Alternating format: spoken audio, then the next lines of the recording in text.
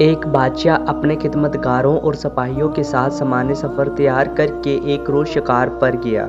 جب وہ پہاڑ کے دامن میں دوپہر کا کھانا کھانے دسترخوان پر بیٹھا تو ایک شاہین نے اچانک آ کر اس کے سامنے سے بنا ہوا مرغ کو پلک جھپکتے ہی اٹھا لیا اور تیزی سے اڑتا ہوا چلا گیا۔ بادشاہ یہ بنا ہوا مرغ کھانا چاہتا تھا لیکن وہ دیکھتا کا دیکھتا ہی رہ گیا۔ اس نے فوراً ہی سپاہیوں کو حکم دیا کہ گھوڑے پر سوار ہو کر شاہین کا پیچھا کریں اور مرغ واپس لے کر آئیں۔ فوراً ہی لشکر روانہ ہو گیا، یہاں تک کہ شاہین کا تعاقب کرتا ہوا وہ پہاڑ کے ایک دامن میں جا پہنچا۔ اس کے بعد جب سپاہیوں نے دیکھا کہ شاہین پہاڑ کی دوسری جانب جا چکا ہے تو وہ فوراً ہی یہ سپاہی گھوڑے سے اتر گئے اور پہاڑ کی بلندی پر جا پہنچے۔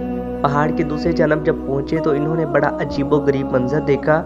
ان کے سامنے ایک شخص تھا جس کے ہاتھ پاؤں باندھے ہوئے تھے اور وہ زمین پر پڑا ہوا تھا، اور بھنا ہوا مرغ دسترخوان سے اٹھا کر لانے والا شاہین بڑے مزے سے اس شخص کی مہمان نوازی کر رہا تھا۔ وہ پرندہ اپنی چونچ سے گوشت نوچ نوچ کر اس شخص کے منہ میں ڈال رہا تھا اور اس کے بعد وہ اڑ گیا اور کہیں سے چونچ میں پانی بھر لایا، پھر اس نے یہ پانی بھی اس شخص کو پلایا۔ سپاہی اس شخص کے قریب پہنچے اور اس کے ہاتھ پاؤں کھول کر پوچھا، یہ کیا ماجرا ہے؟ تو اس نے سپاہیوں کا شکر ادا کرتے ہوئے بتایا، میں ایک تاجر ہوں، تجارت کے سلسلے میں اپنا مال و اسباب لے کے جا رہا تھا کہ اسی راستے میں ڈاکوؤں کا سامنا ہو گیا۔ وہ میرا مال و اسباب لوٹ کر لے گئے۔ وہ چاہتے تھے کہ مجھے قتل کر دیں۔ میں نے ان سے التجا کی کہ وہ مجھے جان سے نہ مارے۔ وہ کہنے لگے، ہمیں اس بات کا ڈر ہے کہ تم کسی طرح آبادی تک پہنچ جاؤ گے، اور اس کے بعد ان لوگوں نے مجھے اور میری خچر کو باندھ دیا اور چلے گئے۔ پھر دوسرے دن یہ پرندہ میرے لیے کہیں سے روٹی لے کر آیا، آج یہ بنا ہوا مرغ لے آیا۔ روزانہ 2 مرتبہ یہ پرندہ میری مہمان نوازی کرتا ہے۔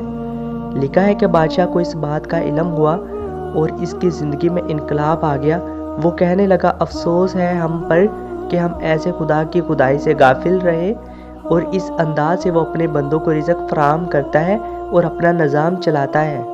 یہ کہہ کر بادشاہ نے اپنی حکومت سے کنارہ کشی اختیار کر لی اور اس زمانے کا عام انسان بن گیا۔ تو گائز، اگر آپ کو ویڈیو اچھا لگے تو یار لائک، شیئر اینڈ کومنٹ۔ اپنا خیال رکھیے گا اور اپنے بڑوں کا احترام کیجیے گا۔ اللہ حافظ۔